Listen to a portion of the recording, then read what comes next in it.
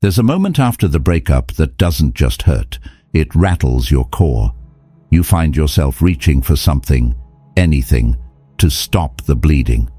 And almost without thinking, you do the one thing that feels natural, but ends up costing you everything.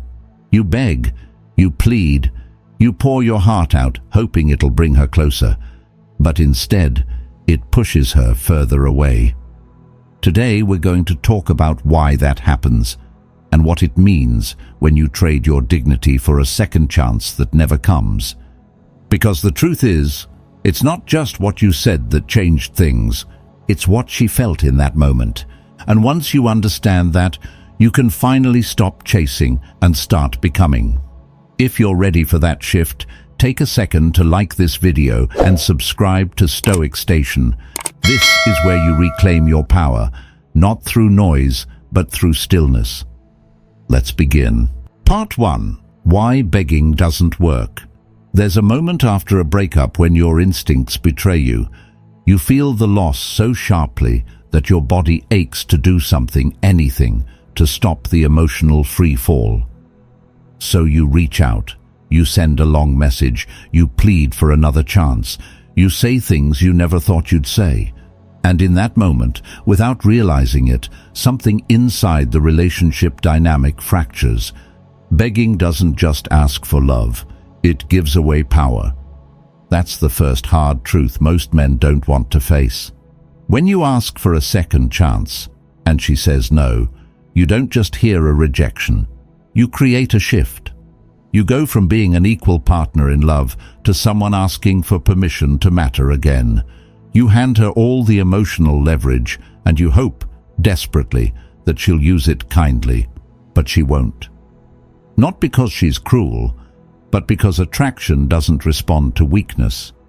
It responds to confidence, to composure, to the quiet kind of strength that once made you magnetic in the first place. The second you asked for a second chance and your ex said no, you lost almost all the power you had in the relationship. And in that moment when the air goes still and she doesn't reply, or worse, she replies with indifference, you feel it. That shift, that silent acknowledgement that you are no longer the man she once looked at with admiration. You are now the man she's trying to distance herself from. And here's the sting that stays with you. She used to see you as centered, grounded, composed. Now she sees desperation. She sees uncertainty. She sees a man who has forgotten what made him strong. But the damage doesn't stop at power. It bleeds into something deeper, something more corrosive. It turns into pity. You might think that showing her how much you care will move her heart, that if you can just convince her of how much she means to you, she'll reconsider. But that's not how the human mind works after attraction has been lost. Begging doesn't ignite love. It triggers pity, and pity kills attraction faster than betrayal ever could. When you beg for your ex, you come across as a loser. Being pathetic is attractive to absolutely nobody. That may sound cruel, but it's true, because it's not your pain that repels her. It's your inability to contain it. Your lack of emotional control makes her feel what no woman wants to feel toward a man she once loved. Discomfort, embarrassment, a quiet sort of second-hand shame. It's not because you're a weak man. It's because in that one moment of pleading, you abandoned your self-worth. And trust me, she noticed. And once that happens, once she sees you through that lens, every message, every call, every attempt to just talk or get closure reinforces that image. You're no longer showing up as someone she once admired. You're showing up as someone who can't let go, someone who needs her to feel okay again, someone who puts the emotional burden on her shoulders. What does that create? Pressure. And pressure suffocates whatever little space for reconciliation might have been left. You didn't attract her by chasing her. You attracted her by being you, steady, curious, calm. You were present, not pushy. You asked questions, not for reassurance, but out of genuine interest. You gave her the space to miss you before she even had you. Now, that space is gone. Every time you reach out with a long message explaining your feelings, she feels it as an obligation to respond. Every call she declines, every text she doesn't answer, it all adds to a mounting sense of emotional heaviness. She's not just walking away from the past. She's running from the present you're forcing into her life. Remember how you attracted them in the first place. Now the more you push forward, the more they feel threatened. And you can feel it too, can't you? The tension in her voice, the shorter replies, the silence that stretches longer each time. It's not just her heart that's closed, it's her energy, her openness, her willingness to imagine a future where you might both meet again, renewed. All of that gets crushed under the weight of pressure, not because she doesn't care anymore, but because your actions don't leave room for her to feel anything naturally. You've given her no distance to feel your absence, no silence to reflect, no contrast between who you were and who you could become. Begging collapses that potential. So, if you're reading this wondering why she feels colder now than she did during the breakup, why she seems almost irritated by your presence, it's not because she hates you, it's because she feels cornered, and no one leans into love when they feel trapped. The man who begged may have done so out of heartbreak, but heartbreak doesn't give you permission to forget your dignity. If you want a chance at regaining connection, not just with her, but with yourself, you have to stop operating from panic. You have to remember the man you were when she first wanted you, the one who didn't plead, the one who didn't chase, the one who led with quiet confidence, not desperation. And the good news, that man is still inside you. But to find him, you have to stop begging, you have to stop pushing, and you have to stop giving your power away to someone who is waiting for you to stand up again, not crawl back. Part 2. How to recover after begging. The moment you realize you've begged for love is a sobering one. There's a deep ache in that recognition, a kind of internal shame that whispers, "I wasn't myself." And the truth is, you weren't. Not because you're weak, but because heartbreak has a way of distorting everything: memory, logic, pride. You didn't beg because you lacked strength. You begged because fear took the wheel. Begging isn't romantic. It isn't proof of passion or loyalty or depth. It's a reaction, a reflex born out of panic, the fear that the one person you loved most is slipping through your fingers. But recovery starts when you stop operating from fear and start choosing self-respect over reaction. This isn't about punishing her. It's not about manipulation. It's about liberation. Because every time you send another text, explain your heart again, or try to just talk, what you're really doing is holding yourself hostage to her decision. And that's no way to live, much less love. You don't have to keep proving you care. She already knows you do.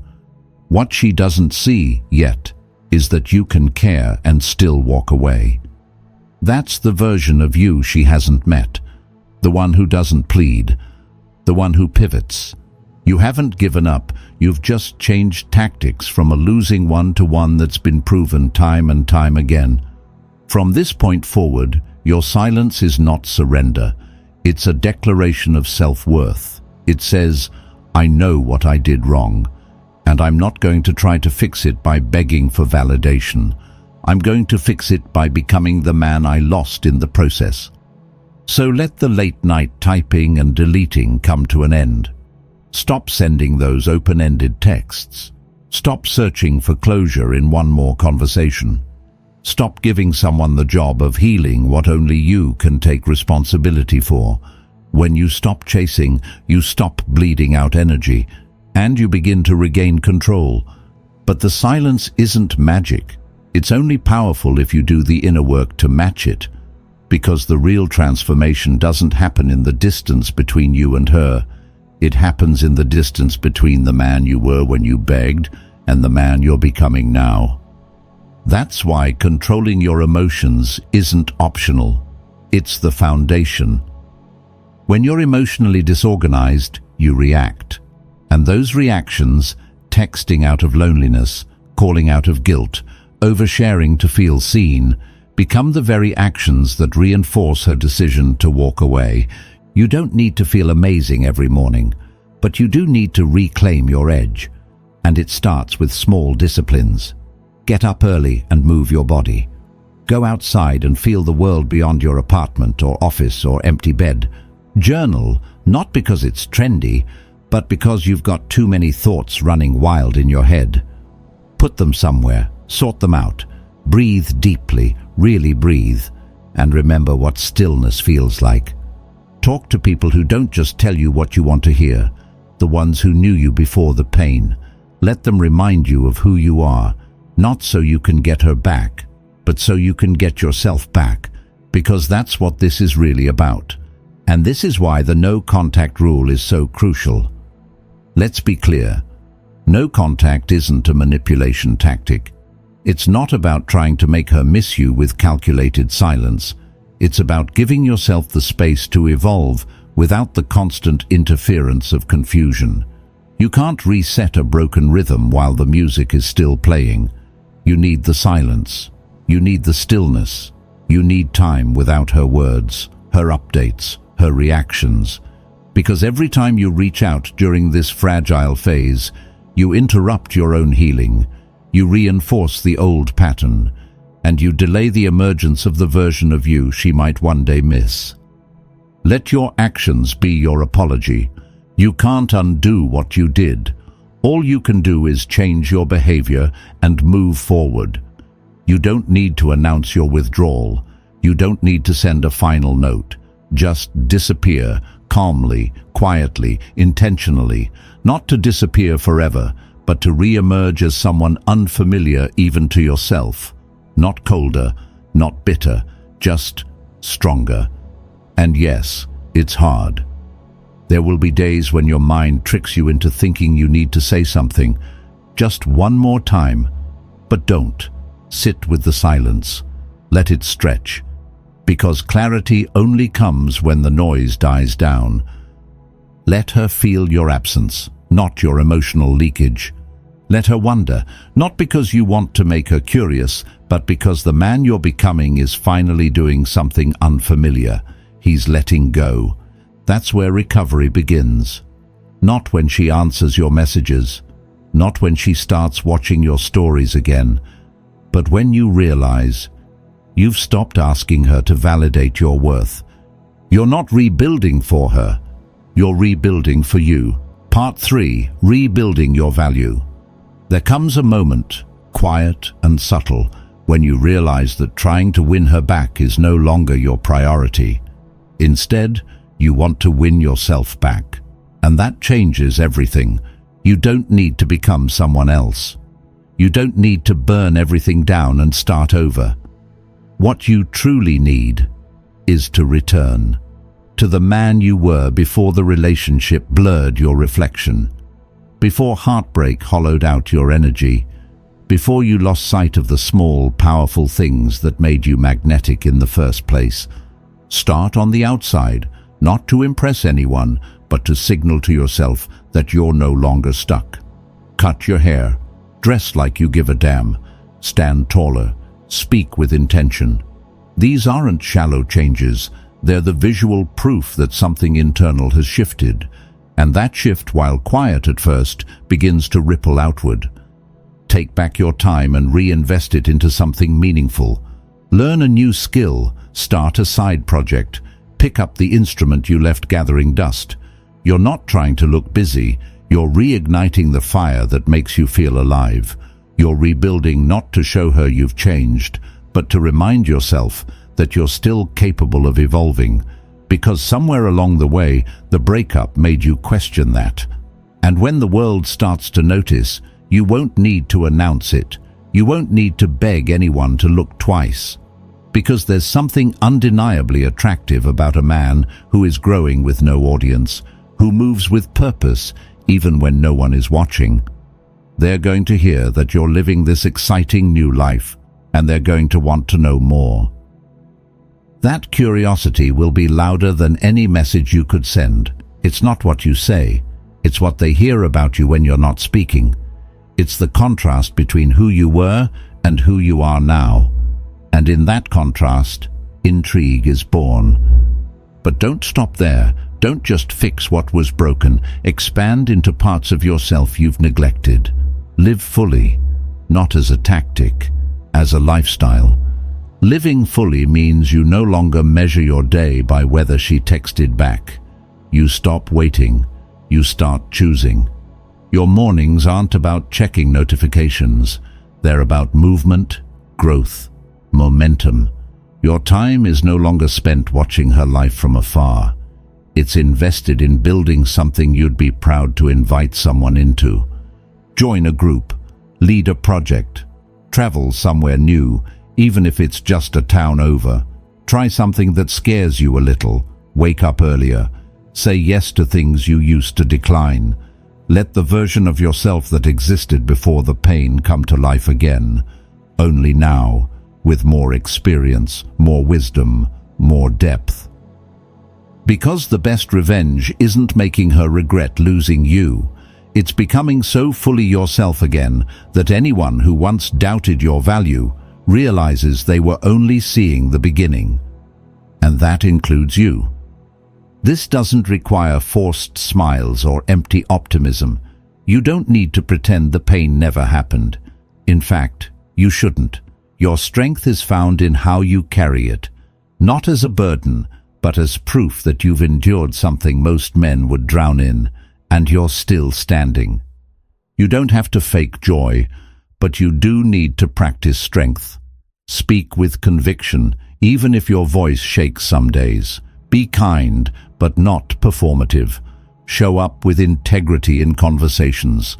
Look people in the eye, not because you're trying to prove something, but because you're no longer ashamed. You're not broken. You're battle-tested. And every scar tells a story about what you've faced and what you've overcome. Share those stories if they serve someone else, but never if they're just attempts to win sympathy. This journey isn't about being understood. It's about understanding yourself more clearly than you ever have. That's the kind of man who becomes attractive again, not just to your ex, but to the world. And the beauty of this process. You don't have to tell her anything. You don't have to send updates or create some perfectly curated social feed. The influence is indirect. It spreads quietly. She'll hear it from mutual friends. See it in a photo someone tags you in. Notice it in how you carry yourself when you eventually cross paths again. You don't have to message her. She'll feel it.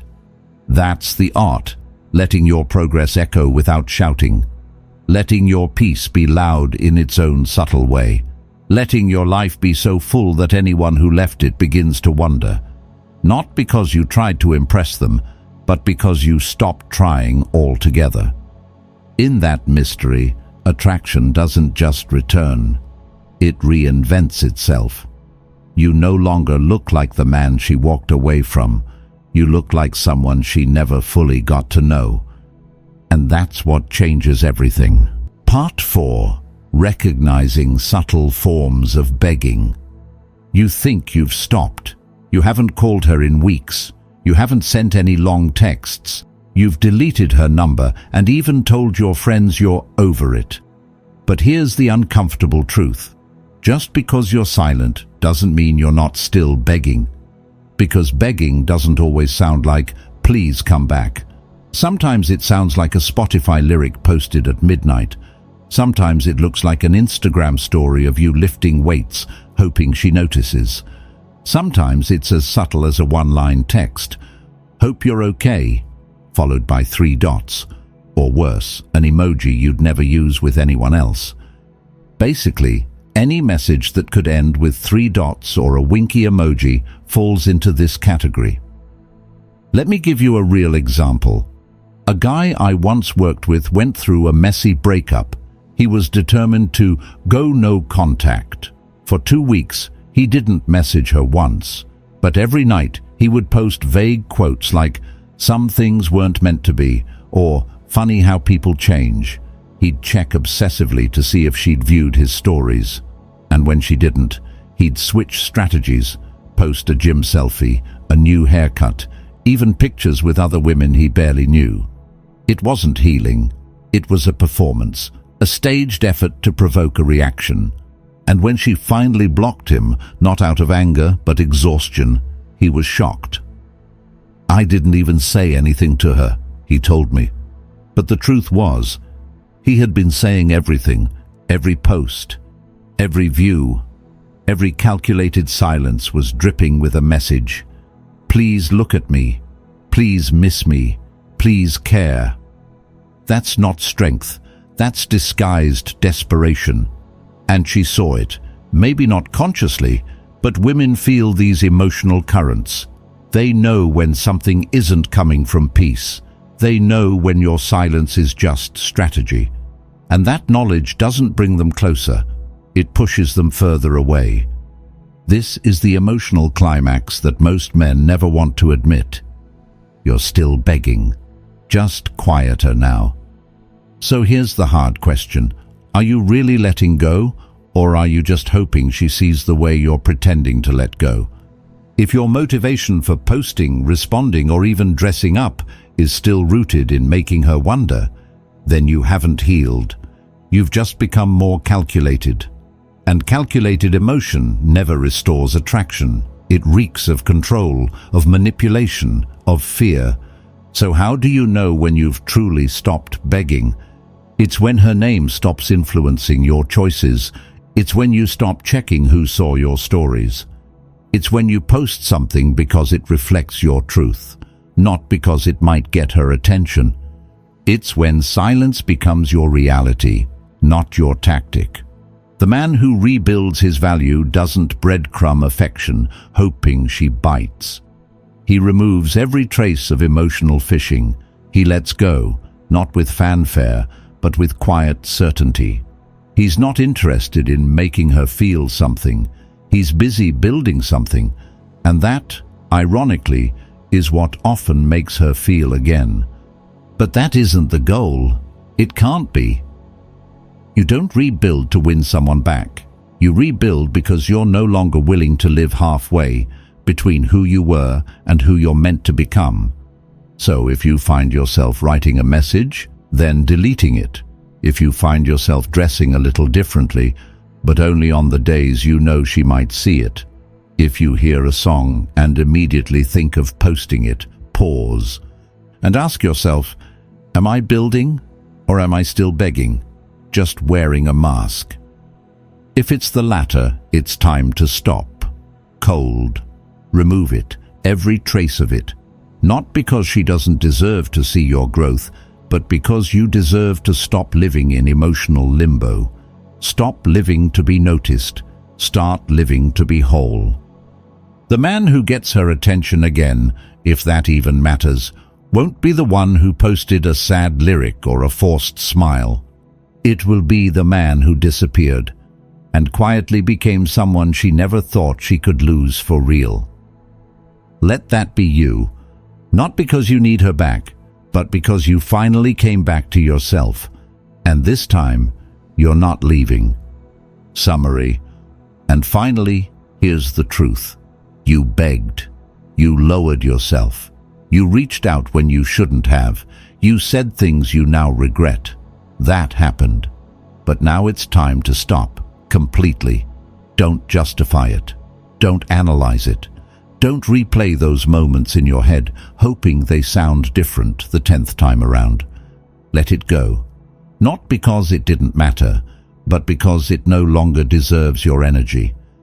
The moment you stop trying to be seen by her, stop hoping she notices, misses you, reconsiders, you begin to shift something far more important than her opinion. You shift your own direction, and that is where your story starts again. There's no need to prove you've changed, no need to declare anything to her. The man she walked away from is real, but so is the man you are becoming, and the distance between the two. That's where your power lives now. Your job is not to chase closure. It's to create evolution, quietly, relentlessly, without waiting for applause. She may have known the man who begged. She may even believe that's all you are. But she hasn't met the man who no longer needs her to see him because he finally sees himself. And that changes everything. If you've made it to the end, then you're no longer guessing. You're growing. You now understand how to break the cycle and begin again with strength, purpose, and peace. If this brought you a moment of clarity, or even a little calm, go ahead and like and subscribe to the Stoic Station channel. Your support? It means so much to me. I'll see you in the next one. Until then, keep going. You've got this.